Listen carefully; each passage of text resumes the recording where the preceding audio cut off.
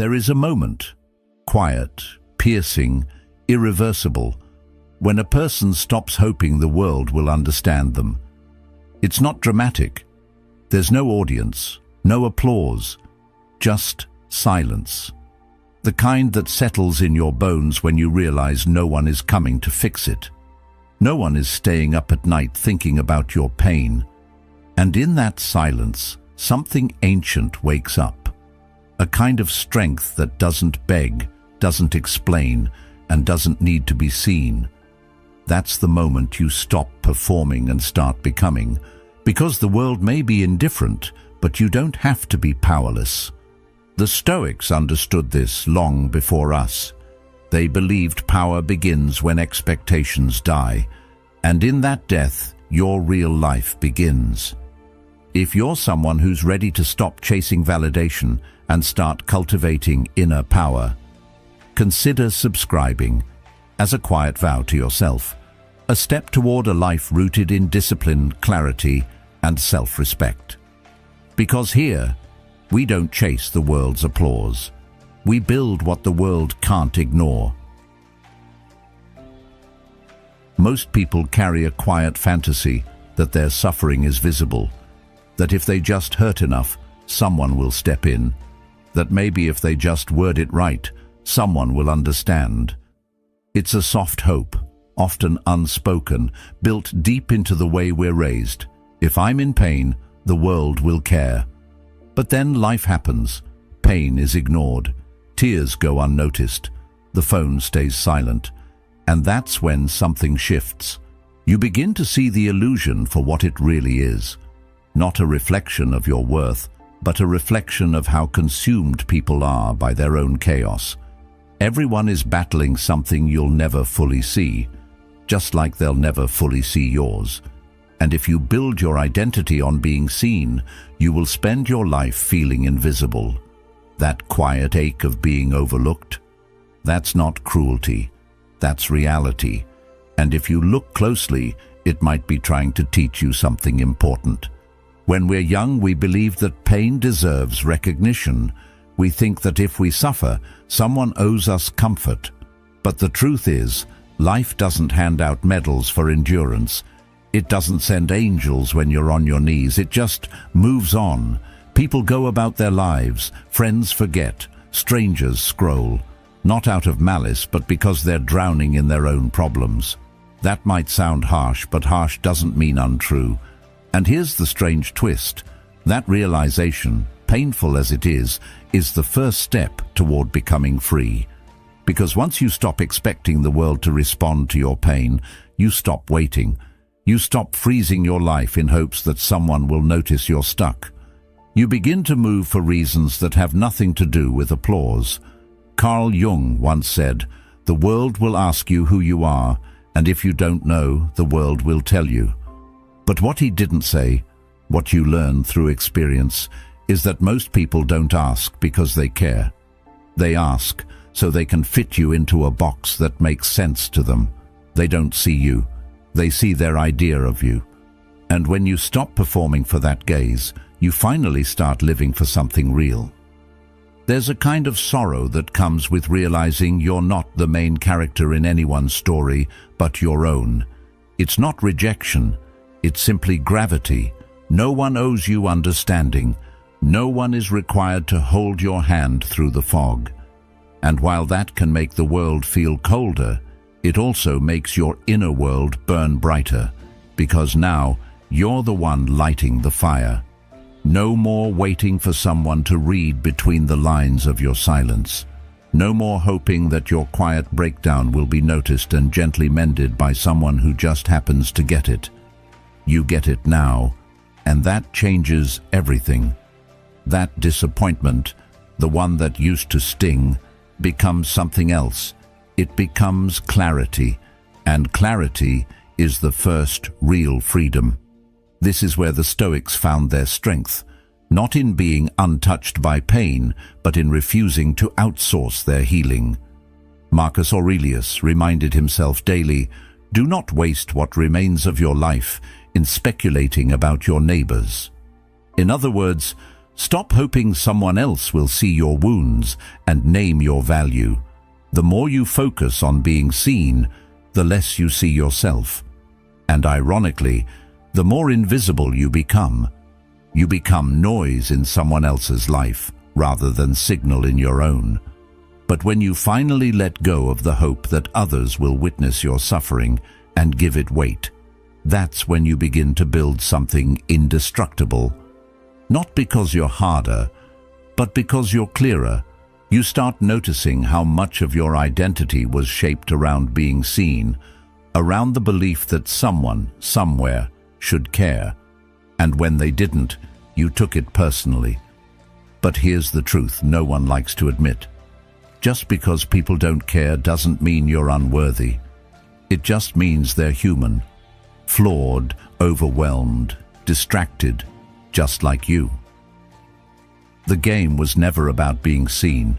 It was about waking up to the fact that you were always watching. You've been the one living inside your mind this whole time. You've been the only witness to the full weight of your thoughts. That's not a curse. That's a gift. Because it means you are the one with the power to change your narrative. Not them, you. There's power in being unseen. There's clarity in walking without needing an audience. Epictetus said, "Don't explain your philosophy, embody it." And that's what happens when you stop hoping to be seen. You start becoming, not for attention, not for recognition, but because something inside you refuses to stay small. The pain that once felt unbearable becomes your blueprint. The silence that once haunted you becomes your teacher. The solitude that once scared you becomes your home. And when that shift happens, you no longer need to broadcast your wounds. You just carry them differently, not as a burden, but as proof that you kept going. So maybe being overlooked wasn't the tragedy you thought it was. Maybe it was the beginning, the slow, quiet death of illusion, and the birth of something real, something solid, something that no longer seeks validation because it's too busy building something permanent. You don't need to be seen to become something great. You need to see yourself clearly, honestly, without decoration. That's where everything changes. That's where your real life begins. When no one listens, something unexpected happens. You start listening to yourself. Not the surface voice, the one that echoes what others expect from you, but the quieter one underneath. The one you've ignored because it wasn't loud enough to compete with the noise of the world. But in the absence of applause, silence grows roots. You begin to hear your own thoughts more clearly, not as background noise, but as guidance. It's strange at first, uncomfortable even. You're used to checking your reflection in the eyes of others. But when those eyes turn away, you learn to see yourself from the inside. And that's when something shifts. You begin to move differently, not because someone told you to, not because someone believed in you, but because you decided to show up, without witnesses, without cheerleaders, without someone holding the door open. Self-reliance doesn't arrive in a burst of confidence. It arrives slowly, often disguised as loneliness. You wake up one day and realize no one's checking in, no one's asking how you're doing. And instead of falling apart, you start building. You begin taking yourself seriously, not because others do, but because you've grown tired of waiting. How many times have you paused your growth hoping someone would give you permission to continue? Hoping they'd say it's the right time, the right move, the right direction. But what if that permission never comes? What if no one ever says you're ready? Would you stay frozen forever? Or would you finally claim the authority that was always yours? That's where real power begins, not in being chosen, but in choosing yourself.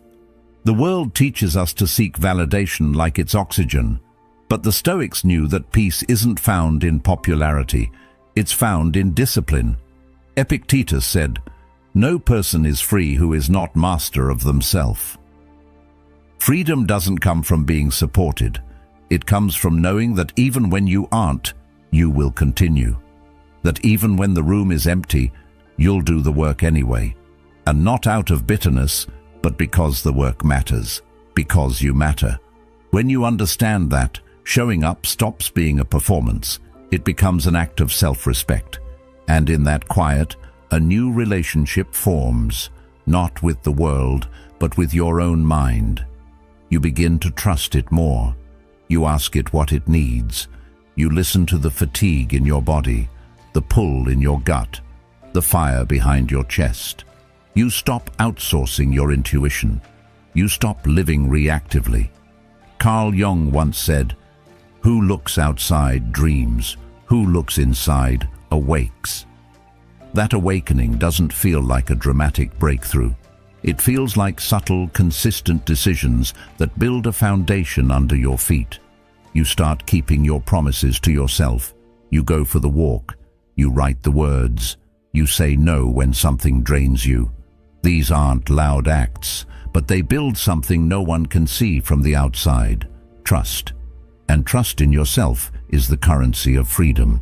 There's a quiet kind of strength that develops when you realize you are your own backup plan, when the silence doesn't scare you anymore, when you don't need to announce your every move or explain your every feeling, when you don't beg for someone to notice that you're trying, because you know the effort you're making, you know the storms you've walked through, you know what it took to still be here, choosing growth instead of collapse. That's not arrogance. That's integrity. You're no longer performing for the world. You're becoming for yourself. There will still be moments of doubt, moments when you wish someone would say, "I see you." But now you don't depend on it. You no longer fall apart in its absence. You carry yourself with the quiet awareness that you've earned your own respect. And that's rare. That's what makes people pause when you enter a room, not because you demanded attention, but because your energy says, "I don't need it." Seneca once wrote, "The greatest empire is to rule oneself." And ruling yourself doesn't look like perfection. It looks like consistency in the face of invisibility. It looks like doing what matters even when no one applauds. It looks like holding your standards high, even when no one is watching. When you build from that place, you're no longer dependent on external structure. You become the structure. You don't collapse when someone pulls away. You don't unravel when someone misunderstands you, because your foundation was never built on their understanding in the first place. It was built on clarity, on quiet decisions made in solitude, on the strength of waking up and moving forward again and again, because that's who you've chosen to become. And this is the most important part. Once you begin to rely on yourself in this way, you stop resenting others for not being who you needed. You release them. You stop waiting for them to return, to notice, to explain. You no longer tie your progress to their presence. You move regardless, not with coldness, but with grace. You become free, not because the pain is gone, but because it no longer defines the path. You carry it, but it doesn't carry you. That's what true self-reliance looks like. Not an absence of need, but a deep inner steadiness that says, even if no one sees me, even if no one comes, even if no one helps, I will keep going. Because this life is mine to live, and I will not wait for anyone to give me permission to become who I was always meant to be. We live in a world that rewards exposure. Every feeling must be shared, every wound displayed, every moment of struggle turned into something others can comment on. The more visibly broken you are, the more attention you receive. But not all attention is healing. Some of it is hollow. Some of it keeps you dependent on being seen as wounded to feel connected. And slowly, without realizing it, you begin to perform your pain. You start editing your suffering, packaging it for sympathy. You turn real emotions into content, thinking it will bring you closer to others. But it doesn't. It just makes your healing public property. What was once sacred becomes consumed. What was once your inner world becomes a storyline for others to follow and forget. There's a difference between honesty and emotional performance. One comes from depth, the other from habit. One is quiet, the other rehearsed, and most of us were never taught the difference. We confuse expression with healing. We think that just because we talk about it, we've worked through it. But sometimes, the more you speak of a wound, the more it stays alive. Not everything needs to be narrated. Some things need to be felt, endured, integrated, in silence. The Stoics weren't emotionless, they were composed. They believed in feeling deeply, but without letting those feelings control the trajectory of their lives. Marcus Aurelius, in his Meditations, wrote, "Be like the cliff against which the waves continually break, but it stands firm and tames the fury of the water around it." He didn't mean suppress emotion. He meant, don't let it become a performance. Let it become presence. We've become conditioned to believe that silence is weakness, that if we don't express every feeling, we're hiding.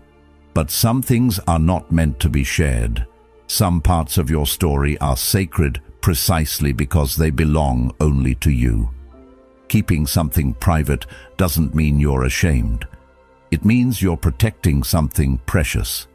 And that unnerves people, because silence can't be dissected. It can't be pitied or praised. It demands space. It creates mystery. And mystery, especially in a world addicted to access, feels threatening. Carl Jung spoke often of the shadow, the parts of ourselves we bury or project. But he also said, "Solitude is for me a fount of healing which makes my life worth living." The truth is, not every form of healing needs to be visible. Some of the deepest transformations happen when no one is watching, when you're sitting with your thoughts, when you're choosing not to respond, not to prove, not to explain, when you let your emotions pass through without needing them to be seen, liked, or validated. That's not suppression. That's sovereignty. It's easy to mistake the loud for the strong, but strength isn't always loud. Sometimes it's quiet and still and completely uninterested in being understood. You don't have to prove your growth. You don't have to narrate your healing in real time. You can keep it to yourself and let the results speak later.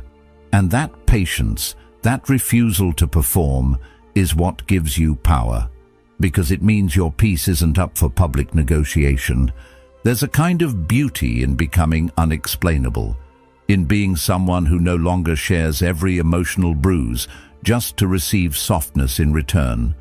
You learn that not everyone deserves access to your struggle, not because you're hiding, but because you've stopped offering your pain as a way to earn connection.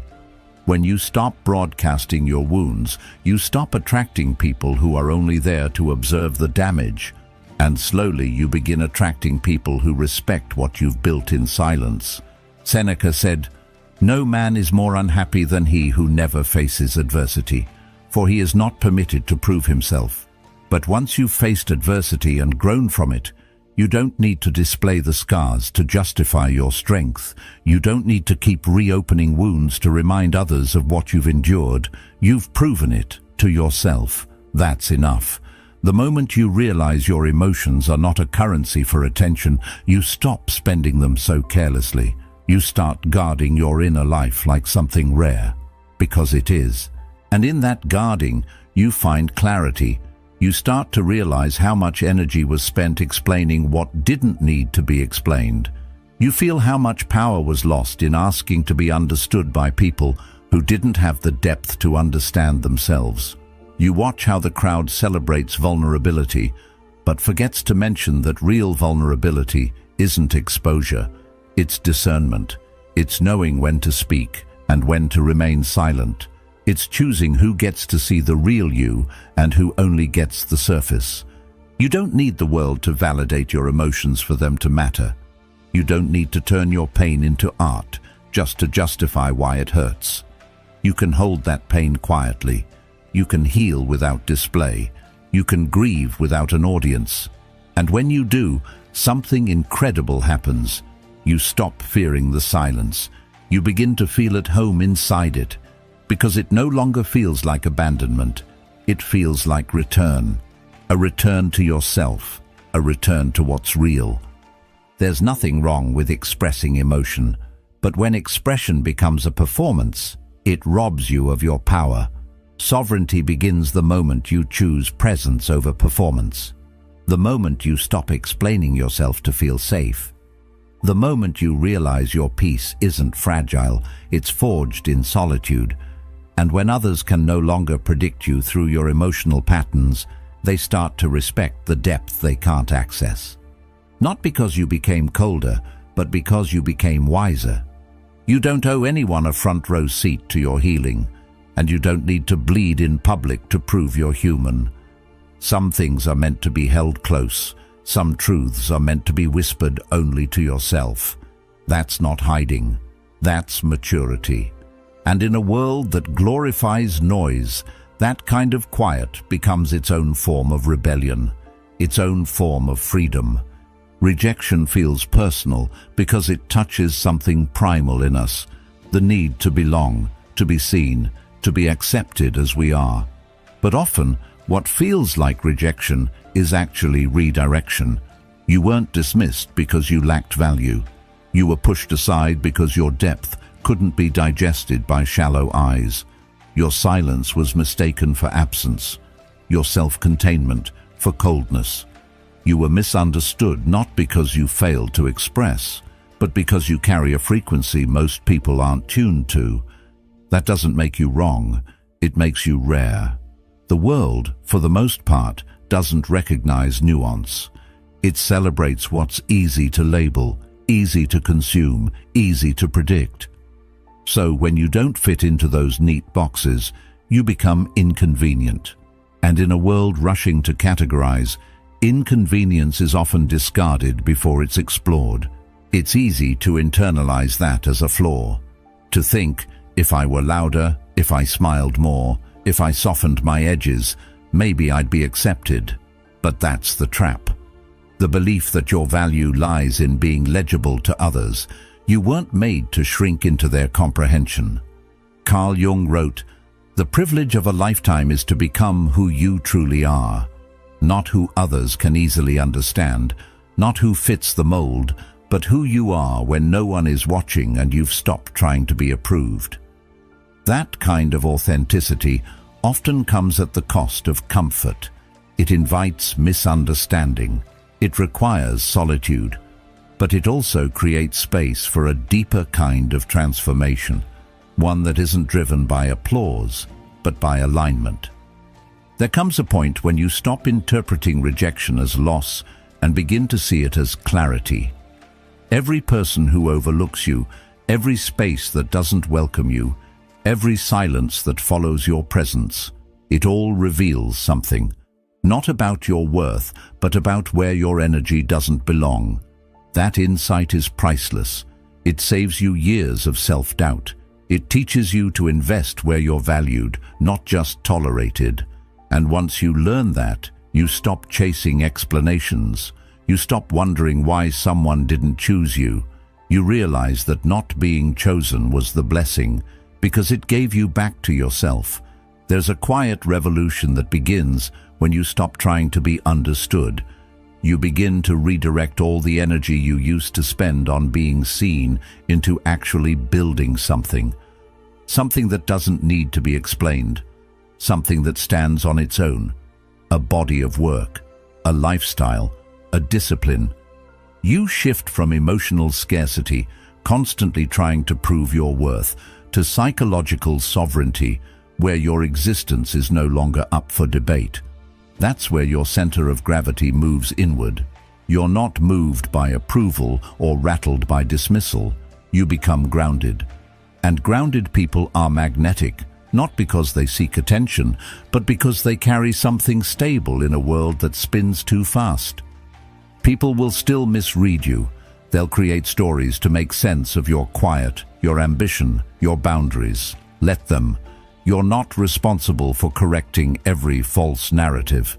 Marcus Aurelius said, "The opinion of 10,000 men is of no value if none of them know anything about the subject."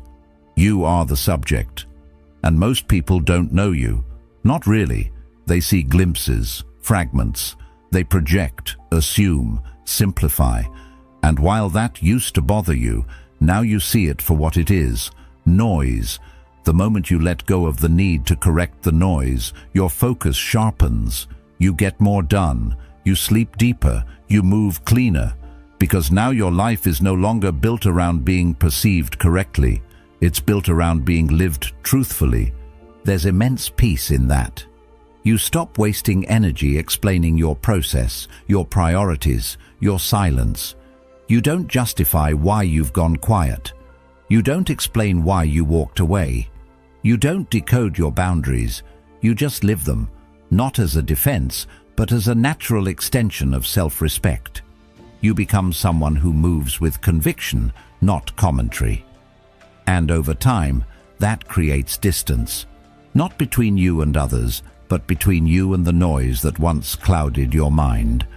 Rejection becomes revelation when you realize it didn't shrink you. It sculpted you. It showed you where not to go, who not to become, what not to settle for. Every door that closed clarified the direction. Every silence refined your voice. Every betrayal deepened your discernment. What once felt like exile now feels like space. Space to build, space to breathe, space to finally become not someone acceptable, but someone undeniable. And this shift, this movement from wanting to be seen to choosing to become, it changes everything. You stop speaking to be heard and start speaking to build. You stop walking into rooms to prove your worth and start walking into rooms already knowing it. You stop asking if you're too much, too quiet, too intense, and start asking if the space is too small for your truth. You stop apologizing for your depth and start protecting it. That's not arrogance, that's arrival. So, if you've been overlooked, let it be your initiation. If you've been misunderstood, let it be your turning point. You're not here to explain yourself into someone's comfort. You're here to become someone whose presence rewrites the room. And that begins when you finally understand rejection isn't the end of your worth. It's the beginning of your clarity. People talk about loneliness as if it's something to escape from, as if the absence of others means the absence of worth. But solitude, when chosen with intention, is not isolation, it's transformation. It doesn't shrink you. It burns away everything that doesn't belong. At first, it feels like silence, a heavy, echoing silence where the noise of the world fades and only your own thoughts remain. But slowly, that silence sharpens. It becomes a mirror that doesn't lie.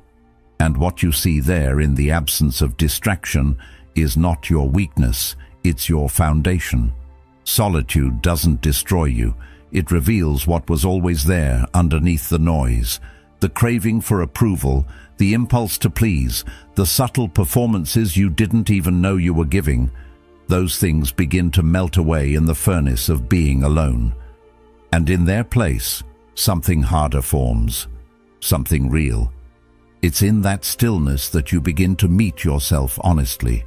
Not the version of you curated for others, not the identity shaped by expectation or obligation, but the raw material of your mind, your values, your fears.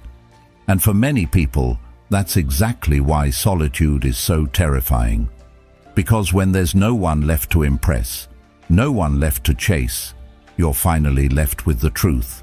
No performance, no edits, just you. And while that might feel like loss at first, it's actually the beginning of freedom. Epictetus wrote, "It's not things that disturb us, but our judgment of them." In solitude, those judgments become visible.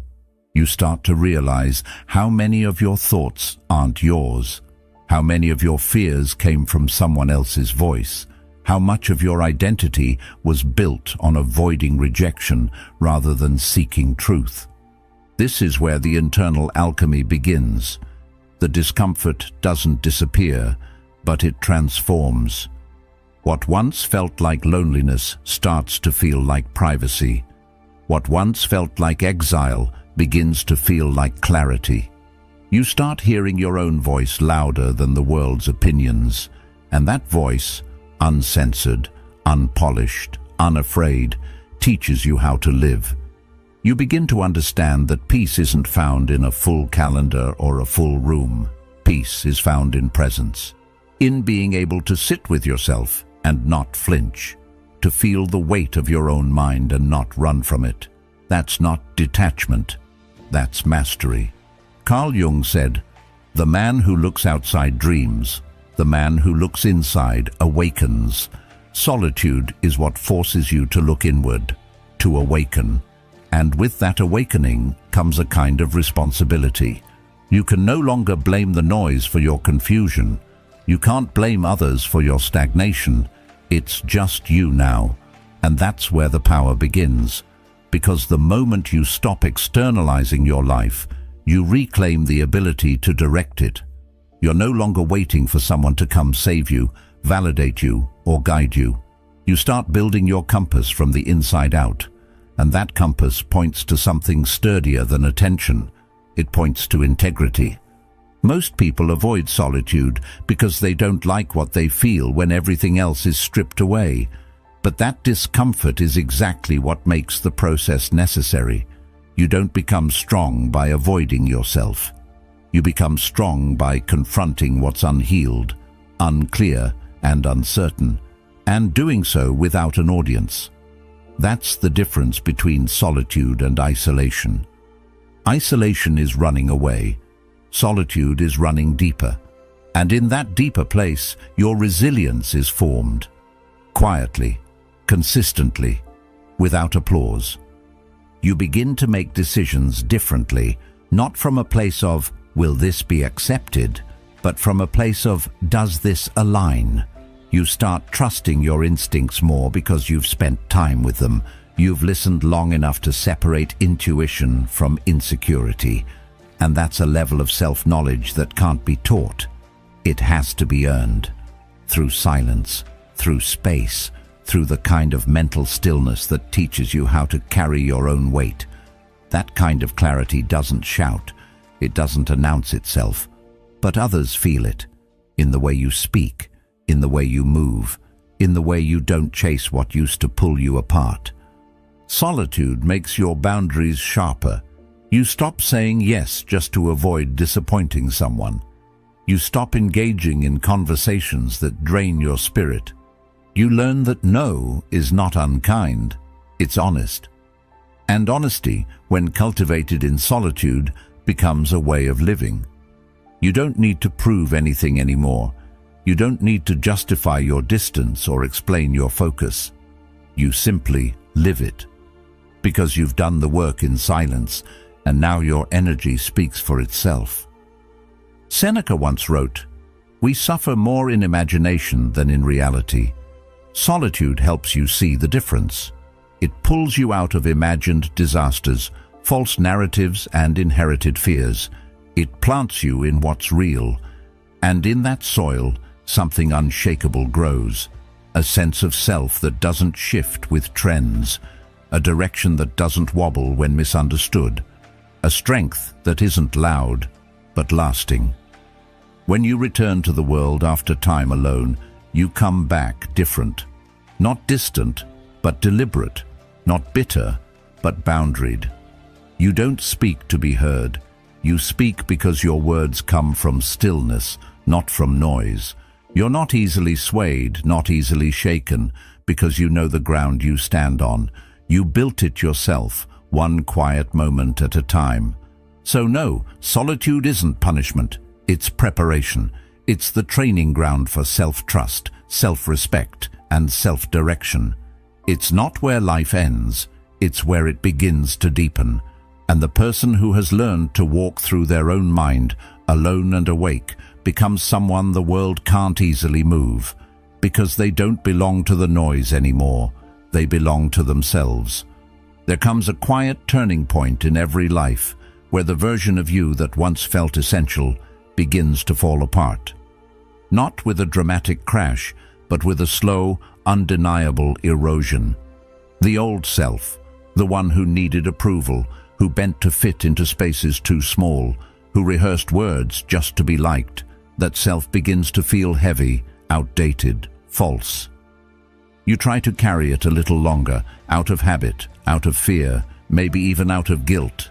But it drags, it stiffens, and eventually it begins to rot. That's not failure, that's evolution. When something dies within you, it isn't always a loss. Sometimes it's the first breath of something deeper, the start of a more honest existence. At first, it's disorienting. You don't feel quite like yourself anymore, but you also can't go back. The mask doesn't fit. The old patterns feel exhausting. You say less, but what you say carries more weight. You stop explaining, not because you have nothing to say, but because you no longer feel the need to be understood by everyone. The chase for approval fades, and in its place, something steady begins to grow. You move with more intent. You don't fill silence out of nervousness. You don't perform your personality to make people more comfortable. You simply stand, like a mountain, still, watchful, unmoved.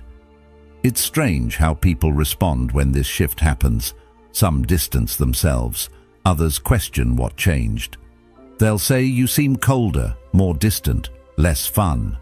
What they're really sensing is that you've stopped making yourself available for emotional labor you never consented to in the first place. You've withdrawn from the game of constant reassurance, of being overly palatable. You're no longer addicted to being liked, and that absence makes people uncomfortable, because now they can no longer predict you, and unpredictability in someone who once conformed feels threatening to those still clinging to old versions of who you were. But here's what they don't see. That version of you needed to go. It needed to fall away so you could finally move freely, so you could stop editing your truth to fit someone else's narrative. Carl Jung once wrote, "We cannot change anything unless we accept it. Condemnation does not liberate, it oppresses. You didn't kill your old self out of hatred. You outgrew it out of truth. You stopped condemning your need for space, your desire for solitude, your craving for a simpler, quieter strength. And in that acceptance, the old self was released, not as a punishment, but as a rite of passage. You don't need to explain this process to others. The people who truly understand won't ask. And those who don't were never meant to walk with this next version of you anyway. You start to notice who respects your silence and who only knew you for your noise. You realize who valued your essence and who only loved your accessibility. That clarity is painful but necessary. It separates the seasonal from the lifelong. It refines your circle. It clears the emotional clutter you were too polite to discard, and it makes space for alignment. Marcus Aurelius wrote, "The impediment to action advances action. What stands in the way becomes the way." That's what the disappearance of your old self is. It feels like a loss, but it opens a path where you no longer chase connection, but attract it by being grounded. A path where you don't need to be known by many to feel known within yourself. You don't seek mirrors in others anymore. You've found your own reflection, and it's enough. There's something sacred about becoming someone who no longer needs to announce their change. You don't post about it. You don't campaign for recognition. You just live differently, and the difference becomes impossible to ignore. People feel it in your energy, your decisions, your detachment from petty dramas. They sense a calmness in you that can't be faked, because it came at a cost. It was earned in the quiet dismantling of your former self. In the nights you doubted everything and still chose to continue. In the moments where you wanted to explain, but chose instead to evolve. You're no longer triggered by the same things. You're no longer drawn to the same conversations. You no longer feel the pull to be constantly available. And at first, that feels like loneliness. but then it becomes something else. Freedom, because you realize you were never really connected to those people, those places, or those roles. You were connected to who you had to become in order to stay there. And now that person is gone. Seneca said, "Every new beginning comes from some other beginning's end." This isn't just a shift in mindset, it's a rebirth. And like all rebirths, it's quiet at first, underrated, uncelebrated, but incredibly real. And with time, it becomes undeniable, not because you announce it, but because you embody it. You become someone who moves with quiet authority, who doesn't need to explain their values because they live them. Someone whose absence speaks just as loudly as their presence used to. Not out of pride, but out of peace. The old self was necessary. It got you here. It learned the hard lessons, absorbed the wounds, fought for belonging. But its time is over. You don't owe it anything except gratitude and release. And now, in its place, you stand clearer, stronger, unapologetically you. No longer looking back for validation, no longer reaching forward in desperation, but grounded, here, now, whole. And that, more than anything, is what makes you impossible to categorize. Because you've stopped being what the world told you to be. You've become who you were always meant to be. True presence doesn't come from how much you say or how loudly you say it. It comes from how little you need to say. There's a kind of quiet power in someone who has stopped seeking validation, a kind of weight in their stillness. You feel it when they walk into a room and don't try to control the space. They simply are. They don't need to announce their presence because their energy carries it for them. They don't push to be noticed, yet they're the one people watch. It's not arrogance, it's not performance. It's the confidence of someone who's no longer hungry for permission to exist. In a world obsessed with appearances, that kind of restraint is rare. And because it's rare, it's magnetic. You begin to realize that real strength is quiet, not hidden, but uninterested in performance. It's the product of someone who has met their fear and sat with it. Someone who has walked through pain without turning it into a show. Someone who doesn't need to posture or puff up because they're not operating from a place of insecurity. They've already faced the abyss and came back without needing to prove anything to anyone.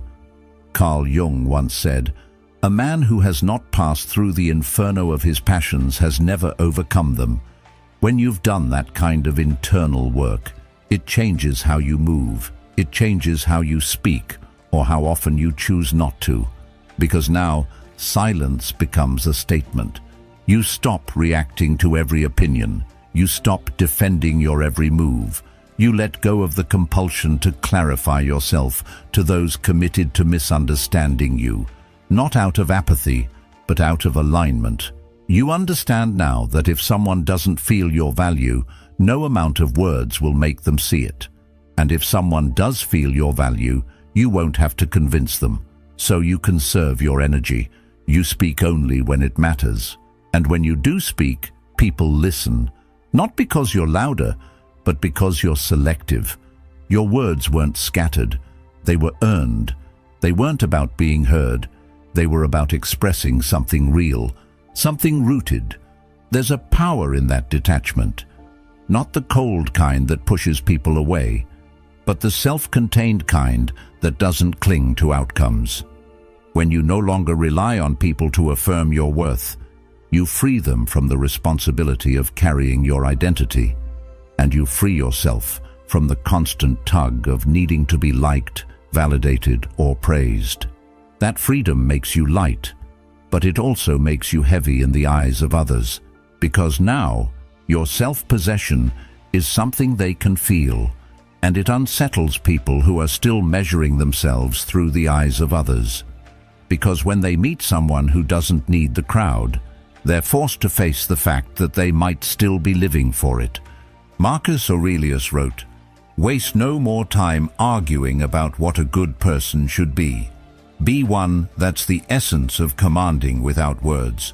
You don't try to be impressive. You just embody what you value.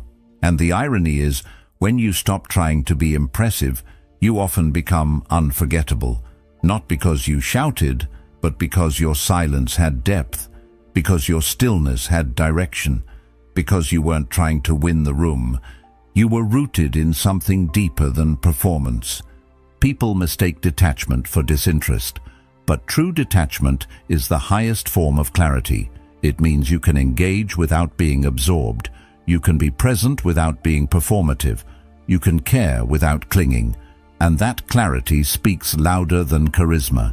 Because when someone can't be shaken by judgment, can't be baited into overreacting, can't be swayed by flattery or criticism, they start to feel like an immovable force. And we don't just respect forces, we adjust ourselves around them. This is what sets apart the grounded from the attention-hungry. The grounded don't compete for the spotlight because they carry their own light. They're not chasing the next compliment or performance-based connection.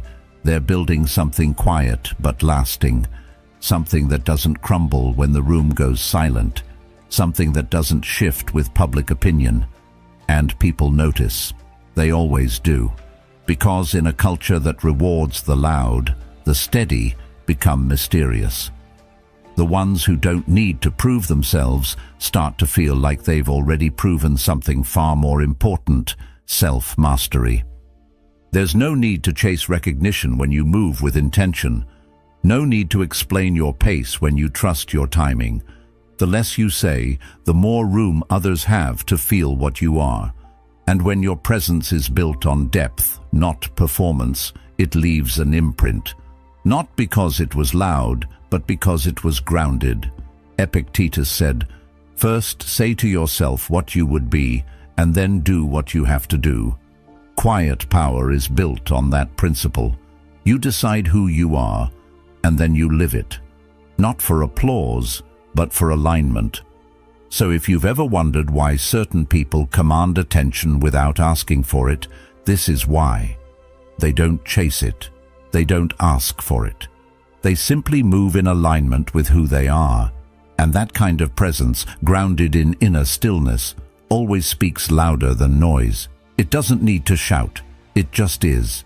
There's a strange kind of freedom that arrives the moment you stop needing care. Not because you've become bitter or numb, but because you've finally outgrown the illusion that your strength should depend on how others treat you. It's the point where a subtle but permanent shift happens inside. The world no longer has the same power to shake you. Its silence doesn't unsettle you. Its applause doesn't seduce you. You begin to move from a different place, from a center that doesn't ask for permission, doesn't beg to be seen, and doesn't fall apart when it's ignored. That's the paradox. You only gain real power when you stop needing to be rescued, not from pain, but from the discomfort of being alone in your truth. For a long time, we're taught to believe that care from others equals safety, that we must be heard to feel real, understood to feel valid, held to feel whole. But there's a deeper truth underneath all of that. The truth that power isn't something given to you by attention, love, or recognition. It's something built in silence, brick by brick, with the choices you make when no one's watching. That's why once you stop craving the emotional resources of others, something remarkable happens. You start becoming your own source. And when you do, you realize you were never powerless. You were just waiting for permission to be strong. Carl Jung once said, "The most terrifying thing is to accept oneself completely." And that's where this new form of power begins, with acceptance. Not just of your strengths, but your fears, your darkness, your disappointment, your unmet needs. You accept that maybe they won't ever understand you, that maybe no one will love you exactly the way you've always wanted. And rather than fight it, you exhale. You stop resisting what is. You stop trying to control how others feel about you. And in that surrender, a new kind of control emerges. not over people or outcomes, but over yourself. You stop explaining things that don't need to be explained. You stop handing out pieces of your soul in exchange for temporary comfort. You no longer make yourself smaller to be digestible. You no longer bend your voice to avoid tension. You simply stand in your life, unfolded, unedited, and let the chips fall where they may. Some people will fall away, some will come closer, but none of that changes who you are, because now you are the one who defines your worth. You've stopped outsourcing it. You've stopped chasing love as proof of existence, and because of that, you're no longer fragile. You're rooted. It doesn't mean you stop feeling. It doesn't mean you wall yourself off or walk through life untouched. It means you stop expecting external care to fix what only internal clarity can. You stop making your healing a group project. You understand now that peace is built alone, and it's maintained by protecting that solitude, not by constantly inviting others into it to validate your progress. You no longer need to be mirrored in someone else's eyes to know you're whole. The mirror is now internal, and it doesn't distort. You also stop fearing disconnection, because the deepest connection, the one with yourself, has already been established. That's what makes you strong, not cold, not distant, but self-contained. People can come and go. You can love and be loved, but your foundation doesn't shake with their presence or their withdrawal. That's not detachment from life. It's engagement on your own terms. And that's what true autonomy looks like. You stop being a guest in your own mind. You become the architect. Marcus Aurelius once wrote, "You have power over your mind, not outside events." Realize this, and you will find strength. When your attention is no longer hooked by who notices you, who cares, who claps, or who stays, you redirect that energy inward, not in isolation, but in intention. You start asking different questions, not "why did they treat me that way?" but "what can I build with what's left?" You start turning your pain into discipline, your silence into strategy, your disappointments into design, because you're not stuck anymore. You're not frozen waiting for the next wave of validation to carry you forward. You've become the current. This kind of power, this grounded, quiet, untouchable strength, it's not something that's handed to you by good fortune or the right people. It's forged in the moment you stop needing others to meet you, and instead meet yourself where you are. And from that meeting place, something more honest rises. A self that's no longer edited to please. A direction that's no longer influenced by fear of being misunderstood. A life that's finally yours, not borrowed from others' expectations, but owned.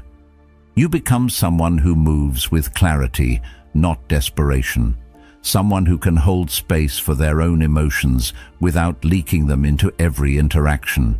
Someone who doesn't crumble when the applause stops because you never built your rhythm around their noise.